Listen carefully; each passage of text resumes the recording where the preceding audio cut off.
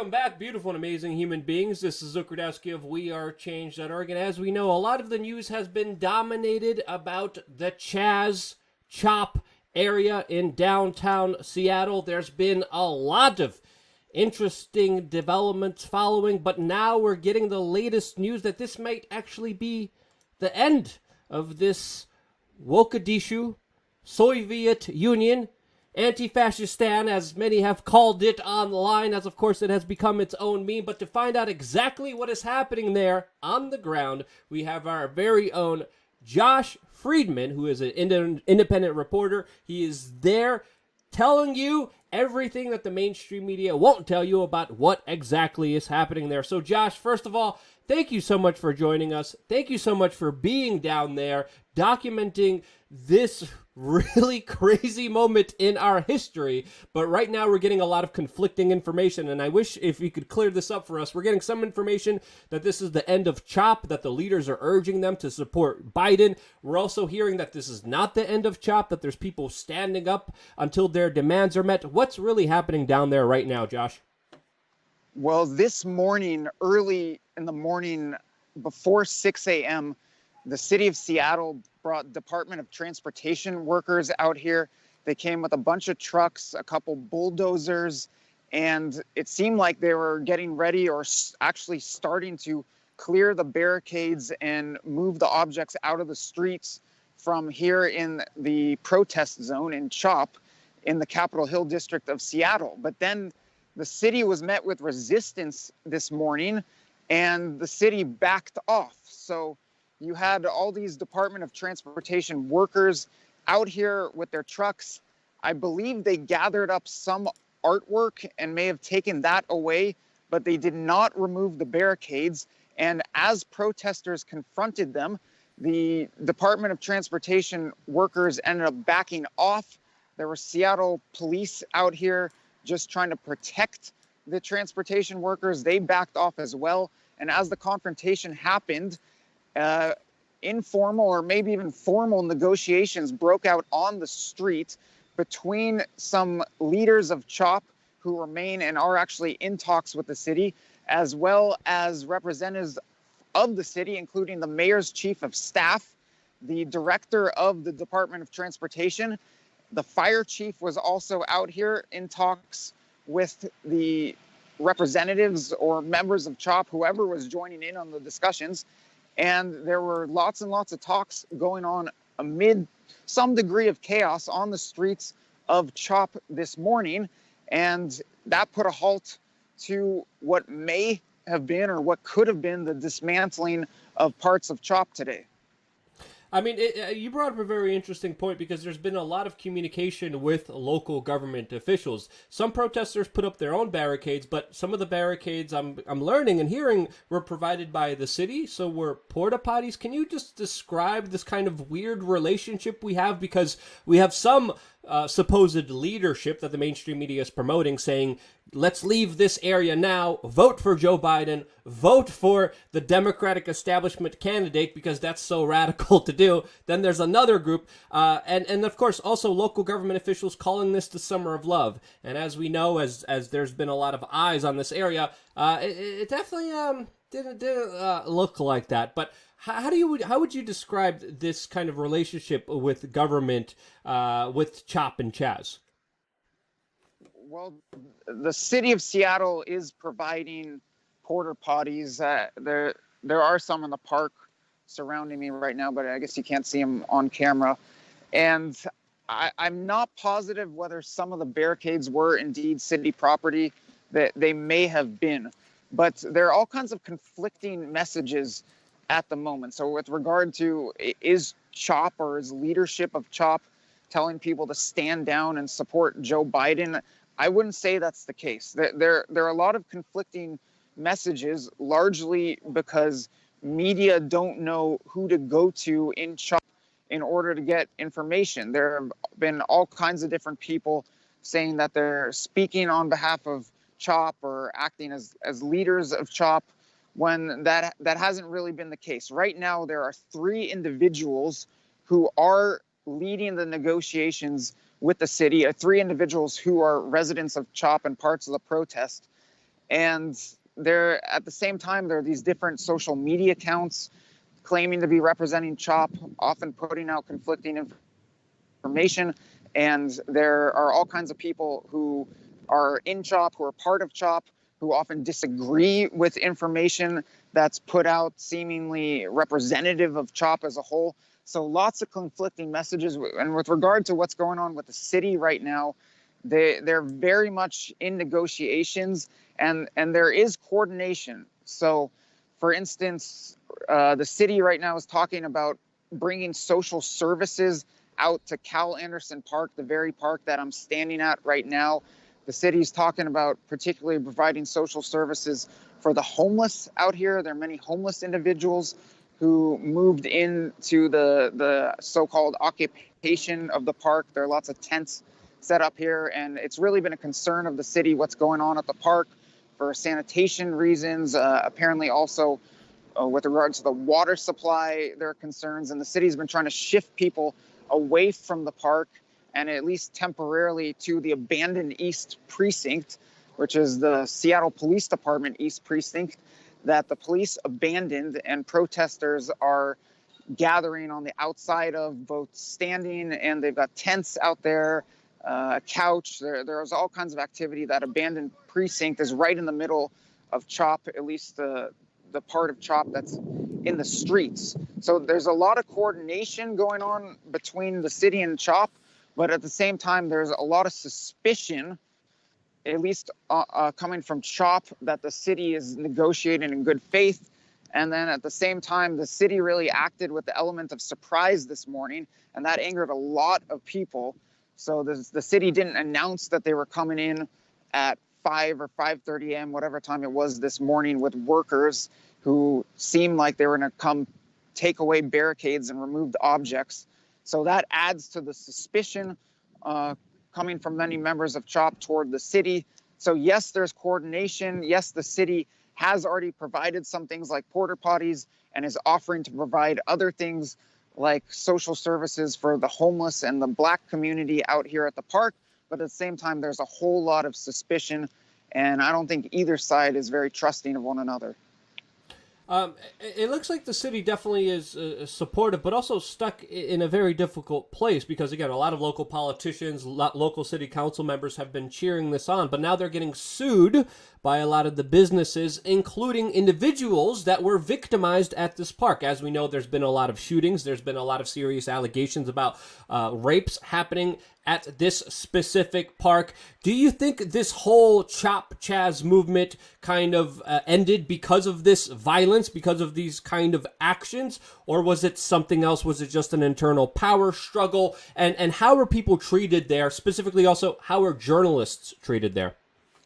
Well, I wouldn't say it's ended, but maybe the shootings that took place last weekend and early into this week, and not exactly at the park, but near the park, some of which were very close to the park.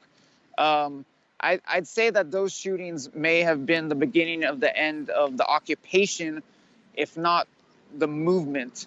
The shootings seem to have triggered a more serious response from the city. I wouldn't say there's been a heavy-handed response from the city, because even when they brought out the bulldozers and the DOT workers today, they ended up backing off.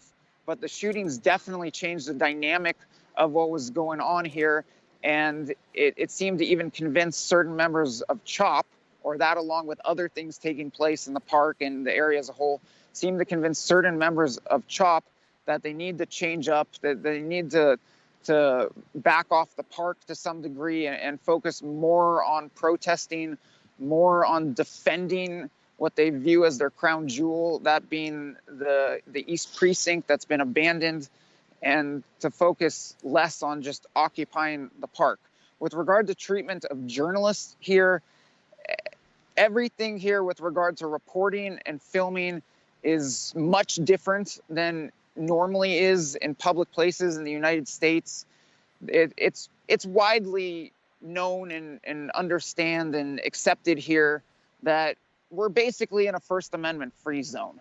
And if you walk around filming, as I do on a regular basis, you're repeatedly going to run into people telling you not to film, or not to film certain individuals, or not to film the medics tent, or not to film all kinds of stuff.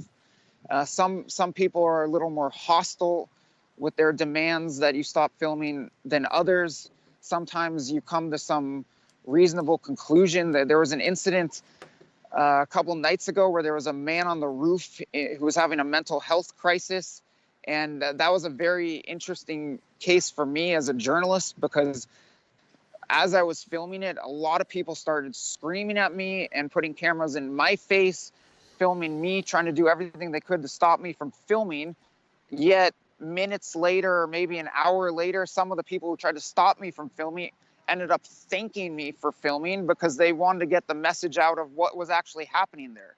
So some people here, for instance, one security guard who was very well known, some people here are very receptive to independent press, to streamers, to small YouTubers. As a whole, though, people are, I'd say, pretty hostile to the local news channels, pretty hostile to mainstream media that try to show up here, very hostile to conservative media that at times show up here. And altogether, it's a very difficult climate for journalists to navigate. I was going to ask you, they're talking about going somewhere else, and they're talking about demands. Can you give us more details about that? Okay, with regard to the demands, they have three core demands posted everywhere. They being: one, defund the Seattle Police Department by 50%. Two, to redistribute funds to Black communities. It might also be communities with people of color, but definitely Black communities. And three, to give amnesty to all the protesters, as in people who were arrested during protests, or could face prosecution because of what was happening during protests here, to give amnesty to them. Those are the official demands of CHOP. But if you listen live, if you listen in live on the negotiations happening on the street at times, like this morning, then you often hear people barking out all kinds of demands, and it's hard to say whether the three public demands are really the demands that CHOP insists on, and that the ones that they're going to go for. And your other question, I'm forgetting, was, what was the other question? How do you see this kind of unfolding from here? I thought you hit on some other point that, or asked some other question I wanted to hit on. I did, but now I'm really curious. Like with the demands, the basic question was the demands, and are they going to be going somewhere else? But I'm curious. Yeah, Pretty, yeah. So there have been various events and little incidents that have led to a change in the direction of things over the past week. The shootings were the big issue that made basically both sides realize something has to change.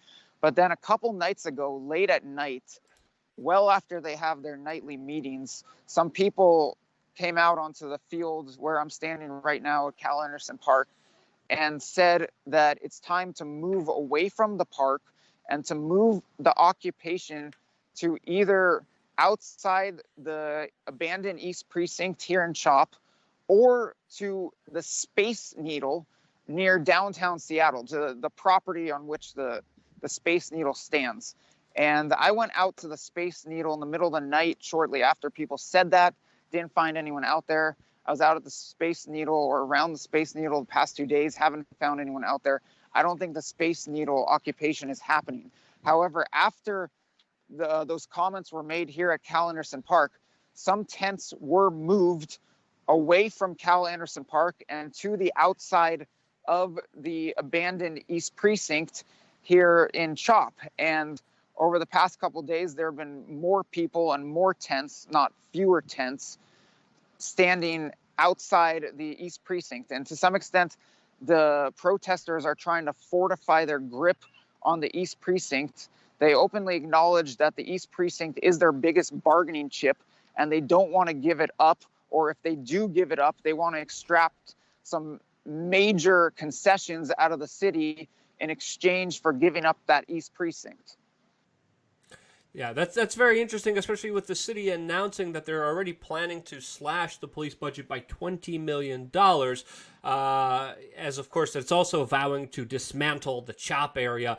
The city's in a particular place. I mean, they're getting sued by victims of crime at Chaz, who says that the police didn't come there. There's a lot of disinformation. There's a lot of people spinning and manipulating news. There's also body cam footage of police officers during incidents of shooting being pushed away, not allowed to enter. Now the city's being sued because they weren't allowed to enter by the victims there. The local businesses are suing, as we heard from left-wing media organizations, that they were all happy that they were there.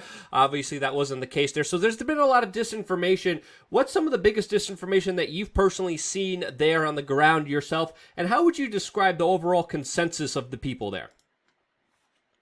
I would say the core of the disinformation, which is something I already touched on, is that one person or one Twitter account, even if it says official CHOP on it or official Chaz, something like that, is not actually speaking for the group as a whole. And oftentimes, one person claiming to be a representative of Chaz or a leader of the group, or even just a Twitter account, that voice will then be amplified by media, and it will send out conflicting messages or at sometimes completely inaccurate messages. But likewise, there's been a whole lot of contention over something that you touched on, which has been how do police and fire respond to public safety and medical emergencies here.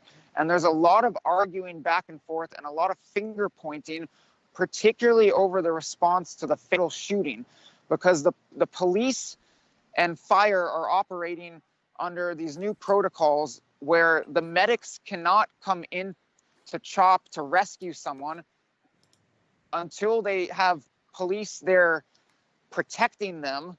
And sometimes it takes some negotiation before the officers can even enter Chaz in an emergency situation like that. Sometimes the police don't have enough bodies in their minds to enter CHOP, but at the same time, there are often protesters saying, it's completely safe. We've opened up the barricades for you. We're not posing any threat to you. When there's a medical emergency, what are you doing? Why aren't you coming in to rescue someone? And because you didn't get here in time, that's why one person died. Those are some of the perspectives and arguments being put forward by the protesters. So there's a lot of conflicting information over the emergency responses and medical responses to incidents like shootings that have happened in and around Chaz. Or CHOP, excuse me. Now, also, yeah. Now, following up with the next question, I was really curious. What's the overall kind of consensus that you're getting from the people that you're talking there? Because we're seeing a lot of racial division and a lot of kind of language that pushes the divide and conquer agenda. We're seeing black-only segregation zones. We're seeing people talking about going up and giving black people $10 for reparations there. Is this, with the people that you're talking there, is there more of an emphasis on race, or is there actual real issues like billionaires, income inequality, the crimes of the Federal Reserve that are actually being brought up and talked about there? I've interviewed many people here. I haven't heard anyone talking about the Federal Reserve. Occasionally, I'll hear someone talking about billionaires. Often there's general anger toward corporations and the rich. But I'd say with regard to a consensus, the consensus is opposition to the Seattle Police Department and police as a whole, or police as an institution, and a consensus that the police are racist. Now, with regard to racial dynamics here, what I've seen repeatedly is there's a consensus that black voices should be elevated above white voices, and likewise, voices of black women should be elevated above all else. So you'll see this during their nightly meetings. You'll see this during their protests outside the West Precinct. So they march downtown on a nightly basis to the Seattle Police Department West Precinct, and they protest outside there. And when they have these meetings and gatherings and speeches, the protesters frequently make a point to make sure to give black people and black women the floor first and foremost, and white people are generally supposed to be supportive, and white people are allowed to talk almost always, but usually they're supposed to encourage Black people to have their say first, and specifically Black women to have their say first. Also, there are some interesting racial dynamics with regard to security. There's one very prominent, or he was a kind of internet famous guy here known as Rage Brew, or Brad, who worked security here. And I interviewed him multiple times. And a couple nights ago, he and other people who were on security ended up leaving the jobs. And what he told me is that Black Lives Matter leadership, or Black leadership in general, told them to leave, and because of that, he needed to leave. And likewise, I've heard that from other white people, not with regard to security, but some other white demonstrators here, that it's their responsibility to listen to Black leadership. Yeah, it seems like a lot of division. Seems like a lot of disorganization, and seriously, the actions of the government are kind of perplexing to say the least. Josh, thank you so much for giving us a perspective on the ground that we wouldn't get from, of course, the mainstream media. Anything else you want to say specifically about what you saw there that the people should know about, and most importantly, where can people find your work? I'd say it's just to scrutinize the information you're getting, and to be aware of what the media climate is. As I said, it's just really, really difficult to operate here as a journalist, particularly a broadcast journalist or anyone who's going around filming. There's lots and lots of obstacles in the way of filming and broadcast reporting here. And as I've been saying, there are lots of conflicting messages coming out of here. So it really takes serious scrutiny of the information you're receiving here in CHOP in order to find out what's actually happening. You can find my live streams and video reports from CHOP on my YouTube channel.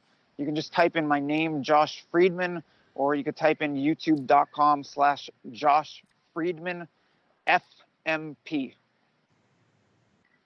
Well, the link will be down below, so of course people could find your channel, check out your live streams. It's always great to do work with you, Josh. Thank you so much for taking the time out of your busy day down in Mogadishu to provide us this perspective that, of course, we couldn't get anywhere else. Josh, appreciate you very much. And if you appreciated this video, share it with your friends and family members. It's more important than ever. Of course, the mainstream media is prioritized on YouTube. They get first dibs, they get shared, they get recommended, while, of course, independent, small voices get squashed and punished. The only way to fight back against that is, of course, with you sharing this video. And because you guys support us, because you guys share these videos, that's why we're here. This is why. Love you guys. Stay tuned for more here on wearechange.org.